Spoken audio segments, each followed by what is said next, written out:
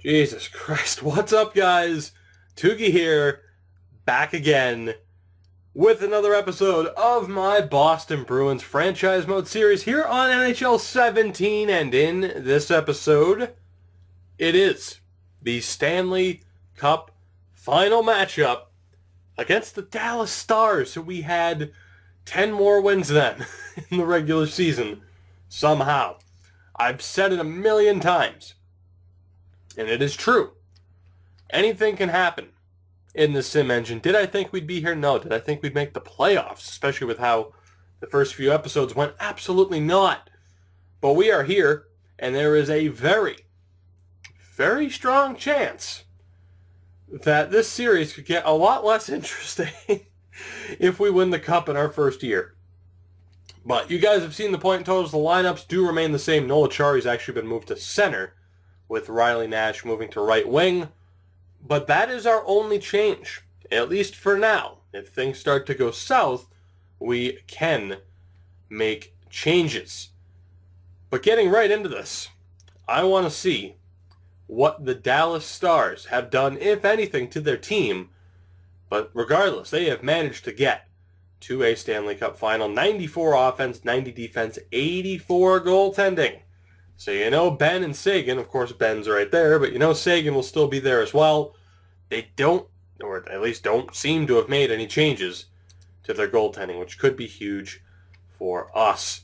Jamie Benn has 17 points in 17 games. His center is Tyler Seguin, who has 15 points, and Yuri Hudler with 12. God damn it, that top line has all the chance to rip us apart. Like, they very well could absolutely rip us apart here. Second line is Patrick Sharp, who has 14 points, with Jason Spezza. He has 19 points in 17 games. They're with Hemsky, who only has 6, but he does have 5 goals. Third line, Matthias Janmark is with Cody Eakin and Antoine Roussel. And the fourth line, Adam Cracknell, is with Radek Faksa and Brett Ritchie. Offensively, they've earned that 94 rating. That is going to be a very tough team to stop, and we are certainly going to have to rely on Rask. But defensively, there's a little bit of hope. Dan Hamhuis, who is a -3 with no points, plays with John Klingberg, who does have 9 points thus far this postseason. Second pairing is Johnny Oduya with Jordy Ben. But the third pairing, Patrick Nemeth with former Bruin Andrew Bodnarchuk. Interesting. I wonder if there is an injury. You would have to think that there is. The goaltending, Kari Lehtinen, in 84. He's played in all 17 games. He has a .916 save percentage. Antti Niemi's only played in 2 games, but he has a .967. Are there any injuries? And indeed, there is an injury. Jamie Oleksiak is out. Patrick Eaves and Lori Korpakowski, or Koski, whatever, pronunciations, fuck them. This really does come down to the Dallas offense against Tuukka Rask. That is what it comes down to. And so far, knock on wood, not trying to jinx it, Tuukka Rask has been able to outduel every other team. He has been able to overcome every challenge, every obstacle, and we will hope that he can do that again. I should say, though, we're not going to play Trouba in Game 1 because I don't want to risk him being re-injured. Oleksiak is out for this postseason, but I'm not going to play Trouba in Game 1. Absolutely not. So Colin Miller will stay in along with Nate Prosser, and we'll get Trouba back for Game 2. I did not want to risk injury, because if he were to play in this game and get hurt again, he would be out for the rest of the postseason. Guys, I think it's time. Game 1, we've had home ice advantage all the way through the postseason. Somehow, I can't believe that we were in the Cup Final against Dallas here, but it's real, it is happening, so let's get to it. First period of Game 1, and it is a goal apiece. Jamie Benn scored a minute and 12 seconds into it, but Joe Morrow, against his former team, gets the goal to tie it. We outshot them 12-5, but we are all tied up. Second period, can we get the lead? And yes, we can. That is the answer to that question. David Krejci and Austin Czarnik, 25 shots to 14, and we're taking advantage of it now. We are up 3-1 at the end of 2, 20 minutes to go. David Krejci continues to perform well. Ryan Spooner and Vatrano.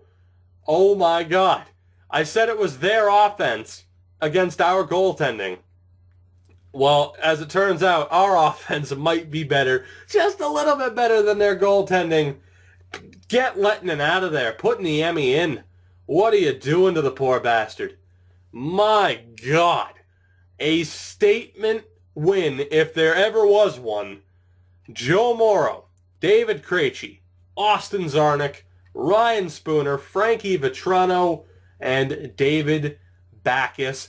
The Bruins take Game 1 by the score of 6-1. Absolutely incredible. Who the hell would have guessed that? As we take a look at the points, a 2-point night for Bolesky, Czarnik, and Vatrano. I say Vatrano because that's our third line. Spooner had 2 points. My God, Ryan Spooner, another 2-point night. So it was just Achari. Noel Achari was the only forward without a point. That's... yeah, I'd say you're likely to win when you only have one forward who is without a point. And the good news is, we have Trouba coming back. He will be fully healthy. I almost don't want to screw with the chemistry after we were able to beat up on Philadelphia, but we absolutely need to get him back in there. Colin Miller has 1 point. He's a -1. Nate Prosser has been a rock defensively. And we will get Trouba back into the lineup. Brandon Carlo still doing well. Zdeno Chara, 40 years old. This could be it for his career. But as of now, it's only one game. We have a long way to go. But as of right now, it's looking like Big Z might leave on a damn good note. Game 2. Let's get into this. Still on home ice, of course. Now, normally when we put up that many goals in the next game, we tend to struggle. Let's see if that is the case. First period, and that might not be the case. Patrice Bergeron gets the first... Oh, my God. Oh, no, wait. Okay. No, I'm an idiot. I thought somebody scored from, like, the opposite end of the ice. Patrice Bergeron gets a goal 1 minute and 57 seconds into it. Jason Spezza ties it, but then Vatrano again gets the goal back. Not too shabby. We're up 2-1 at the end of 20. Second period, and oh my God. All right, well, that, well, that just happened. Bodnarchuk, again, a former Bruins player, made it 2-2? 2-2. Tyler Seguin scored. Jamie Benn scored, and then Jamie Benn scored again. Let's just, what do you say we just, okay, well, Ryan Spooner scored, and we still got a long way to go. David Pastrnak scored. We still have a little bit of a way to go. Noel Acciari just scored because what is this? What is this that is happening to me? Fuck. Just, okay, we're tied. 5-5, 2 minutes left. As I hit my monitor, and we're going to... Okay, no, we're going to overtime. You see that? We're going to overtime. Sudden death overtime. Right. Okay. We're not even going to dissect that yet. Don't blink. It could end quick. Is that going to be for nothing? Is that just a fuck? It's not... Okay. No, that just happened. Let's all... Everybody close your eyes, just take a deep breath, and then we'll deal with the fallout because we come back to win 6-5 and we're up 2-0 in this series. Holy fucking shit. Holy shit, man. God, the playoffs, you never fucking know in this game. Bergeron made it 1-0. Spezza ties it. Vetrano, that second period where they just literally skated to dead center ice and Tyler Seguin just squatted down and took a big old shit on the Bruins logo. And then in the third period, Ryan Spooner scored again. We tried... I don't know what I'm doing with my face. We tried like hell to trade Ryan Spooner, and we couldn't find a good enough trade. We wanted a player back, not draft pick, so we kept him, and this is what he's doing. David Pastrnak scored not too long after, and then Zdeno Chara on the fourth line tied it, and then much like Ryan Spooner, Matt Bolesky, when we started the series, it was trade Hayes, Miller, and Bolesky, and like everybody else, but those are the big three, kind of. Matt Bolesky just scored the overtime winner, and we just won 6-5. We came back from 5-2 down to win 6-5 because just for the lulz, right?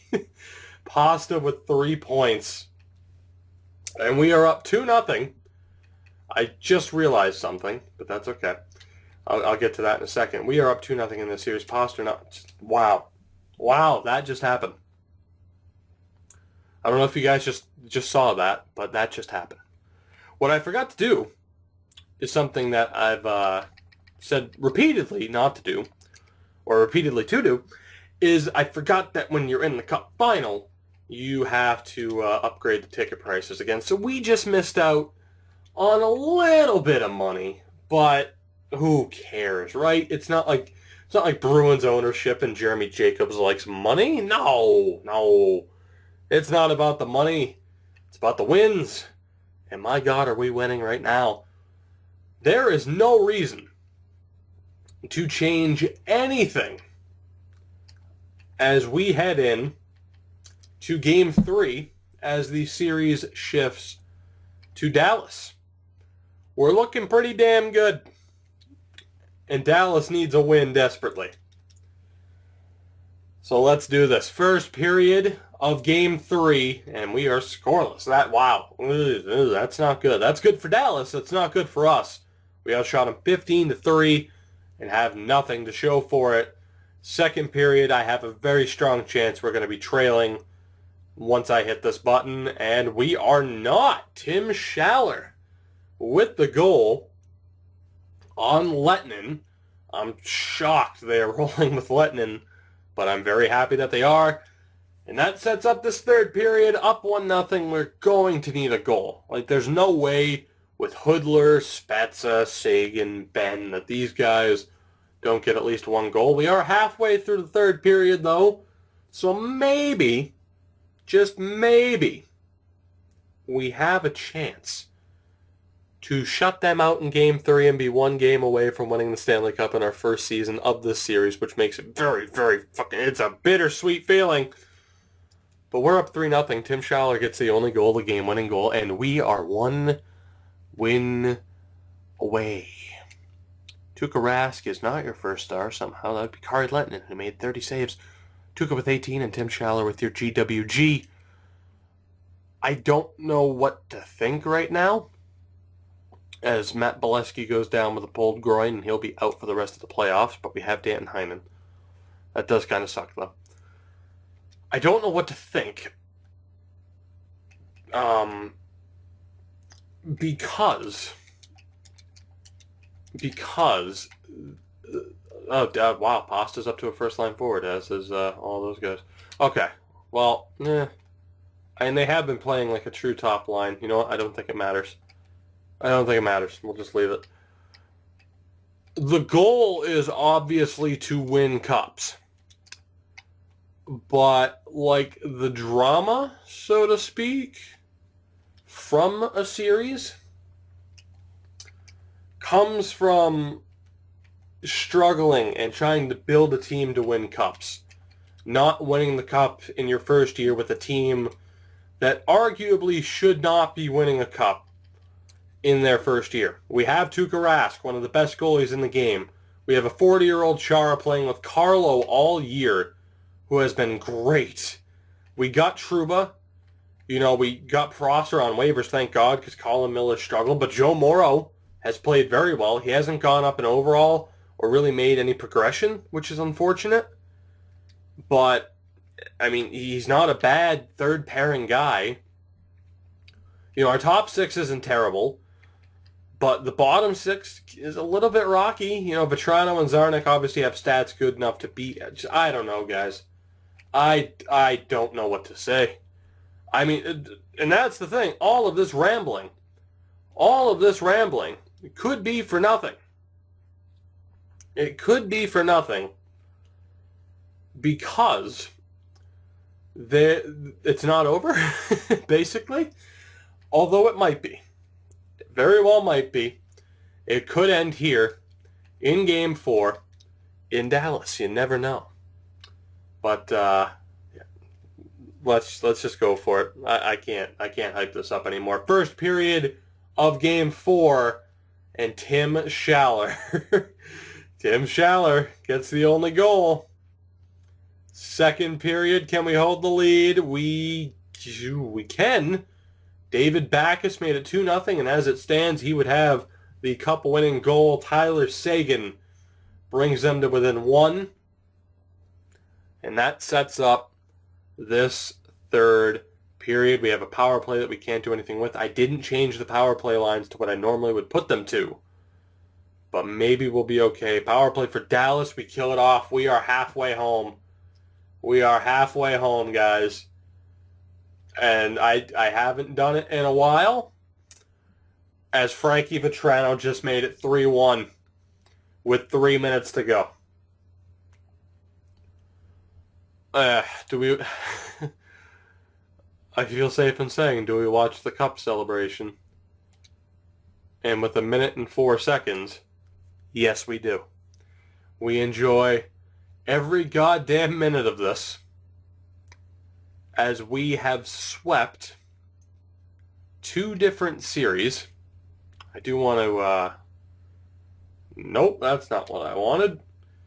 Oh, we got to go to rules. I don't want it to be on 20 minutes. Nope. Oh, fuck me. Okay, well, where the fuck do I go to not make it 20 minutes? It's probably game settings. I don't even care. Whatever.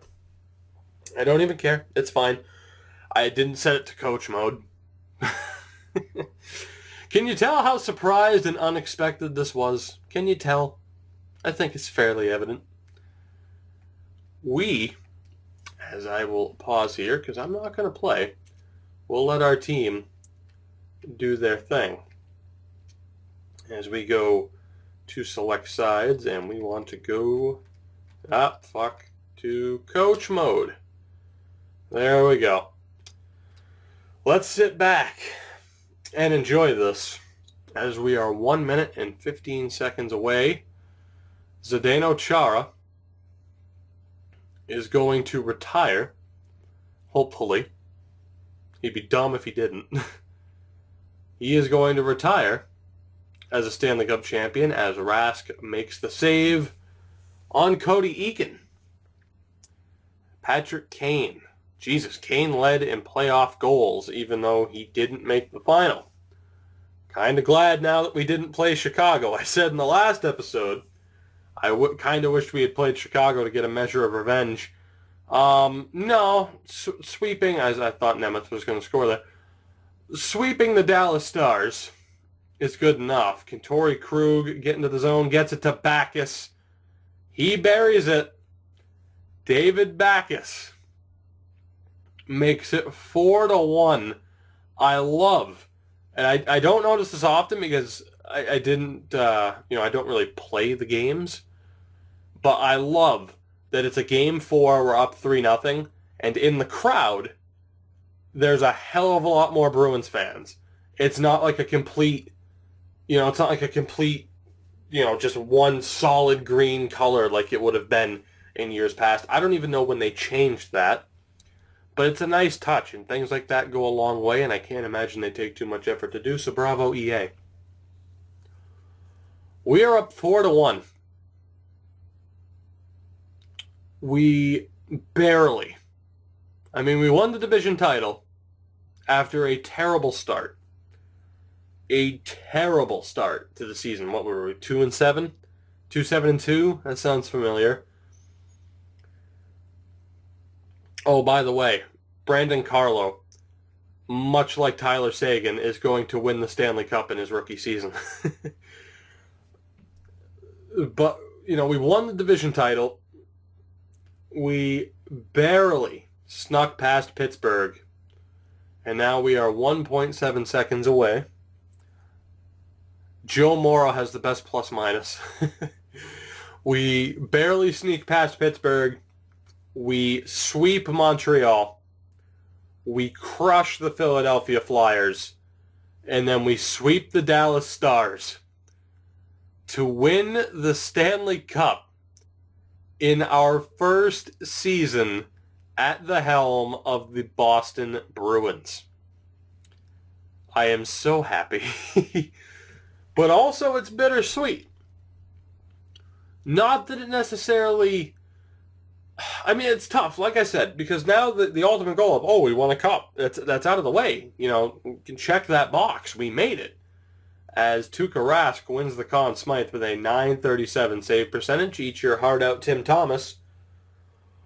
Now the goal becomes what it normally becomes. Can we turn this team into a dynasty? That's the question. Can we turn this team into a dynasty? I like how that guy's like the same height as Chara. That's fucking hilarious. Good programming. Chara gets to raise the cup one more time. Both times on the road, of course. We can't get that home ice celebration. Did Austin Czarnik get the cup second? Unless there's a different number 10. David Backes gets it next. But that's the thing. It's like the goal now is to just turn this team into a dynasty. And that's the thing. We are set up to still be very successful in the future. We have Tuukka Rask. We are going to have to find a replacement for Chara if he retires, which I can't imagine he wouldn't. If he doesn't, he would still potentially be decent trade bait. If he retires, of course, the C goes to Patrice Bergeron. That's not even a discussion. We won the cup in our first year. We won the cup in our first year. David Backes was the first star. He also had the cup-clinching goal. Excuse me. Just what a first season for this series. Certainly not what I expected, as Riley Nash pulled his groin in the final game. And I guess to just, in the back of my mind, I still definitely want to go through with this series, because like I said, we do have some decent pieces that I'm excited to see how they pan out. And yes, we've hit the ultimate goal of winning the cup. But you know, you look at who we have on this team. You know, McAvoy, DeBrusk, Senyshyn, I think it's Senyshyn, Forsbacka, Karlsson, Zaboral, Lozon, Trent Frederick. As man, I am just shouldn't have had that water. But the other part of me is what I'm getting at here. The other part of me is like, well, maybe we start over with a different team. But then again, the Bruins, it was supposed to be a challenge. But that's the thing. Like, we could start with the fucking worst team in the league. We could start with Vancouver, trade away the Sedins, and still potentially win the fucking cup because of how this game plays out. But we need to move forward here because we, of course, do need to look at the awards for the first season. The Calder Cup playoffs have not ended yet. And then we'll take a look at the playoff stats as well. Jesus, the Calder Cup playoffs are lasting a while. We will not search the German league. Oh, extra league of defense or Russian forwards. Russian forwards. We're not going to have a very good first round pick, of course. But that's okay. We'll make the most of it. We will make the most of it. I'm super excited to see how the draft pans out as well. My God, the Calder Cup playoffs just keep going.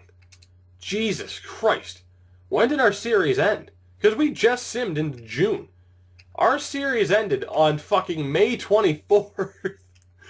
Oh my God. No wonder why the fucking Calder Cup playoffs are still going. That's insane. It is so early for it to end. Season ticket drive. We'll set the ticket prices. Can we raise them? Oh yeah. They just got. We just won the cup. You're damn right. You're paying more for season seats. The Grand Rapids Griffins win the Calder Cup. Finally. As we'll take a look at the playoff bracket really quick. Actually, no, we won't. That'll be the end screen. Player stats is where we will go. Player stats. For us, Pasternak, 20 points in 20 games. Krejci, 19. Unbelievable. Ryan Spooner, man, really stepped up. Really stepped up. He outperformed Brad Marchand, for God's sake. So that is insane. Chara, 4 points in 12 games. Not too bad. Of course, we didn't have Chara early on in that series. And as we move forward, the big question is, will Chara retire? What do we do with certain players that struggled? Colin Miller, do we give him another chance? What's the progression going to look like from players that we have under contract? Who are we going to draft? The series is definitely still continuing, for sure, because I want to see what happens next, 100%, and I hope you do too. Columbus, of course, won the President's Trophy. The Art Ross went to Evgeny Malkin, as we knew. He also got the Hart Trophy. Not totally against that. Drew Doughty wins his second straight Norris. Malkin gets more hardware. Takes on the Lady Bing. The Calder. You heard it here first. Patrick Laine wins the Calder. The Conn Smythe, as we know, went to Tuukka Rask, and so did the Vezina Trophy. He is the reason we won that cup, no doubt about it. He also took home the Jennings. Jesus Christ, it's a hat trick for Tuukka. Ben Lovejoy takes home the Masterton. The Selke goes to Kopitar for the second year in a row. Ted Lindsay Award to Malkin and the Rocket Richard. To Tarasenko, who unseats Alex Ovechkin. In the AHL, of course, the Griffins won the Calder Cup Player Awards, though. You never know. Jake Virtanen had the most points in the league. The MVP was Jake Guentzel. I think that's how you pronounce it. Who cares if I'm wrong? Sean Kuraly. Holy shit, I didn't even notice that. Sean Kuraly scored the most goals in the AHL this year. That's fantastic. He was also the best rookie player. And Matt Grzelcyk won the Eddie Shore Award. That's crazy that Chris Weidman, is he more of an offensive defenseman? Because obviously TJ Brennan is. So it's amazing that it basically is, much like the Norris kind of is, whoever has the most points wins that trophy. Malcolm Subban took home the best goalie award. Now I'm really pissed that the Baby Bees, the Wannabes, lost in the first round because they took home a lot of hardware. Excuse me. Jared Coreau won the MVP of the playoffs. Cristobal Nieves, or Neves, no, it's Nieves, gets some hardware. Luke Witkowski gets some hardware as well. And Malcolm Subban gets another trophy. So we took home quite a bit of hardware, which is nice because in the Nord series, we had quite a few years where we simply didn't get any hardware from the AHL. As my voice is giving out on me, which is a pretty good indication that it is time to end this episode as Season 1 comes to a close in the most ridiculous way possible. 16 wins and 4 losses. We lost 1 game in the last 3 series on our way to winning the Stanley Cup, sweeping the Dallas Stars. Guys, I don't know how to end this, so we'll just end it. As always, if you did enjoy this video, if you've enjoyed this series thus far and are looking forward to what is going to happen next, of course, make sure to hit that like button to help support me and my channel. Subscribe if you haven't already to continue following this series and others. I plugged it in the fantasy draft video. I'm going to plug it here too. Make sure to check out Bork's Battalion. If you like this video, if you like what I do here, I think you'll like that series as well, hopefully. If not, and you watch it and you don't like it, tell me what I could do better. That's always helpful. And I will see you guys in the next episode where we find out what happens next. And who knows what the hell that means. I'll see you guys then.